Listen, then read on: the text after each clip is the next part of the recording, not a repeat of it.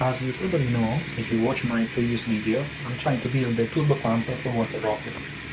If you haven't watched them, I would strongly recommend to do it, to have a better understanding of what my goal is and what I'm trying to achieve with this project. Following the example of Rocket Lab, which uses an electric motor and a lithium battery to spin the turbine that pushes the oxidizer in the combustion chamber, known as a Rutherford engine, I'm trying to do some experiment to see if I can convert a turbine into a pump that eventually will increase the enthalpy of my water rockets.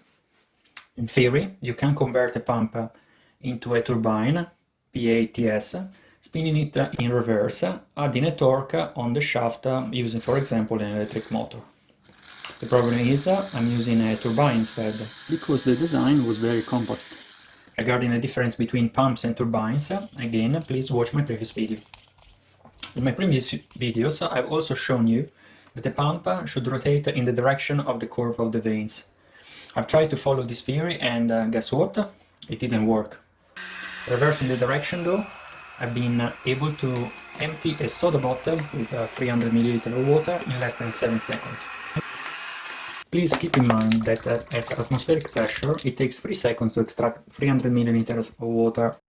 Being the first time I was dealing with pumps and turbines, I was aware I would inevitably have made some mistakes, such as spinning the motor in the wrong direction. As you can see, the result is pretty poor. Simply, it doesn't work. The impeller creates some pressure at the bottom of the bottled water, and the water can come out. Thinking about the theory previously mentioned, vanes should rotate in the direction of their curve. Another mistake is removing the cutwater protrusion. I thought that while I was trying to empty the soda bottle as quickly as possible, I would have had a recirculation of water instead.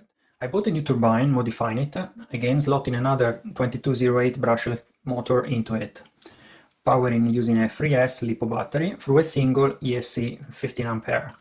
Links in the description. I've tried any possible combination. Pump and turbine with the cutwater protrusion. Pump and turbine, removing it using a drill. Pump and pump with a protrusion. Pump and pump without it. Using the last option, finally the pumps started to work. Connecting two pumps, I can empty the soda bottle in less than 4 seconds, while using just one pump takes approximately 7 seconds. This is the last test with the battery fully charged. As you can see, it takes less than 3 seconds to empty a water bottle.